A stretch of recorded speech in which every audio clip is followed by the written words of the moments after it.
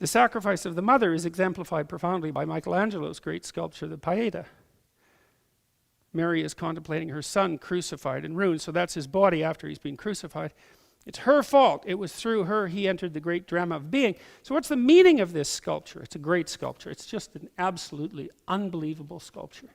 You just can't believe that someone could exist who could make something like, and of course it wasn't the only thing Michelangelo made, right? It wasn't like, that's it. It was something he just tossed off in a couple of months while he was doing other unbelievable things. But, you know, it's an object of contemplation, which is why it's in a great cathedral in a great city. It's an object of contemplation, and the idea is something like, well, what's the role of a mother if she's awake? I had a client come see me a while back, not very long ago. A woman who's about 30 and trying to make decisions about her life. And she was pretty career-oriented, and so I asked her about, although maybe having a bit of trouble with her career. I've seen this many, many times. So this is an amalgam. This is a story that's an amalgam. And I talked to her about the other elements of her life. It's like, well, you know, there's only 5 things you do in life, so you've got your career down.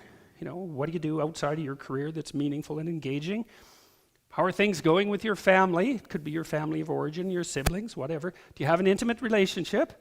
And like, what's your plan for your own family? And apart from those 5 things, there's sort of something like, get some exercise now and then, don't eat too badly, and try to stay away from the drugs, you know. That kind of, and the crime, that kind of lays out life. And if you miss any of those 5 things, or if you do any of those other things wrong, then you're in trouble. And you can get away with missing a couple of them, but not all of them. You know, and she said something along the lines of, well, I'm not sure I should bring a child into this world. And I thought, oh God, Christ, you got to come up with something better than that. It's such a bloody cliche, which is what I told her. I said, you know, you must have thought that up when you were 16. It's like, really? You can't do any better? This was a very, very smart woman. It's like, really, you can't do any better than that? It's like, yes, obviously this is a vale of tears and a well of suffering and all of that. You know, if you ask 30 people who are wondering about having children, why they're wondering, 20 of them will say that. And so that tells you how original it is. It's not original at all. It's not a thought. It's like this little, it's a meme. It's something that lives in your mind. It's not a thought. And it's certainly not something that you should just take at face value and then say, oh, well, I'm not having a family then. It's like, no. You kind of look at that and you criticize it a little bit. It's like, well, it's the other one. That's the other one that's very common. There's too many people on the planet already. It's like, I really don't like that statement. It's like, just who are you going to ask to leave? Just how are you going to get them to leave? You know? It's a serious question. And who says there's too many people? What the hell's wrong with people anyways? We're running around ruining the planet. Yeah. It's like, I think it was the Club of Rome who prophesied, by the way, that there would be so many people on the planet by the year 2000 that there would be widespread starvation. And they were completely and utterly wrong about that. And I think it was the Club of Rome who either compared us to a virus or a cancer on the face of the planet. It's like, oh, really? That's what you think about people, eh? Aren't you something? Isn't that something to think about human beings? Viruses and cancer. What do you do with viruses and cancer? Invite them in and make them at home. It's like, no, you try to eradicate them. So you got to bloody well watch your metaphors, folks, because it isn't clear that you come up with them or that they run you. So you better watch them. So anyways, Mary, you know, and Mary's the great mother, right? That she's the mother. That's what Mary is. Whether she existed or not is not the point. She exists at least as a hyper-reality. She exists as the mother. Well, what's the sacrifice of the mother? Well, that's easy. If you're a mother, if you're a mother who's worth her salt, you offer your son to be destroyed by the world.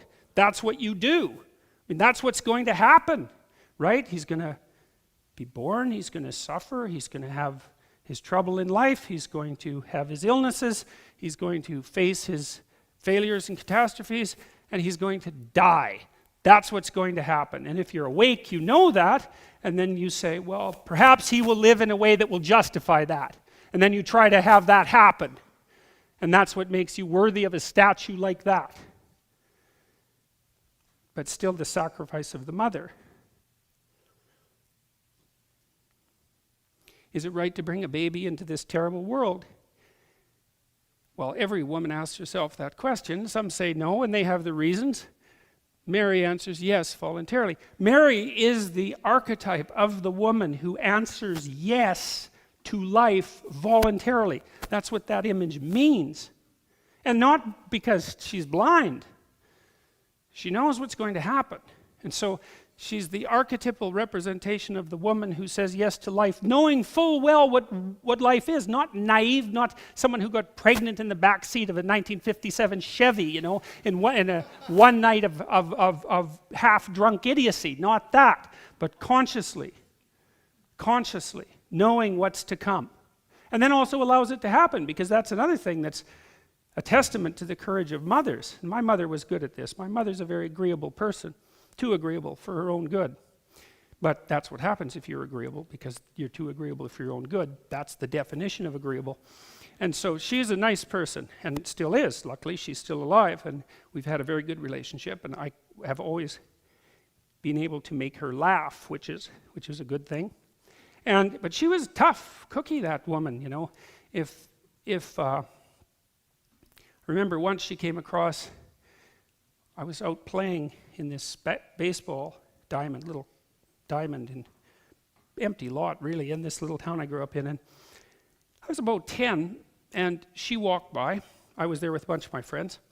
And I was about to have a fist fight with this little tough kid that I hung around with. And there were half girls on the team, and the fist fight had some relationship to status maneuvering, in relationship to that. Anyways, we were going to have a fight, and my mom walked by. She took a look, and I could see from her demeanor that she knew exactly what was about to happen. And she looked for a second, and then she walked by. And I thought, whoa, good work, Mom. No kidding, eh? It's like the last bloody thing I needed at that moment was for her to come charging up and say, "You boys aren't planning to have a fight, are you?" It's like, well, yeah, Mom, we were actually planning to have a fight, and now that you came and intervened, I actually lost before the goddamn thing even started.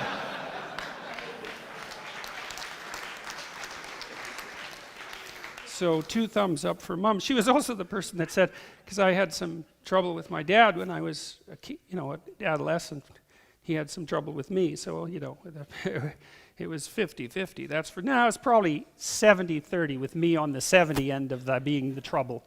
And anyways, I left home when I was about 17, and she said something really interesting when I left home. She said, "If it was too good at home, you'd never leave." I thought, hey, Mom, that's pretty good. For an agreeable person, you've got a real spine, man. So that was pretty good. So mother, that says this, the mother is the person who also says, get out there, take your goddamn lumps, because you're tough enough so that you can handle it. She doesn't say, you just stay down there in your bedroom brooding away because the world is unfair and treating you badly and your suffering is too much. She says, yeah, there's a lot of suffering out there, but you're a hell of a lot tougher than you think you are. So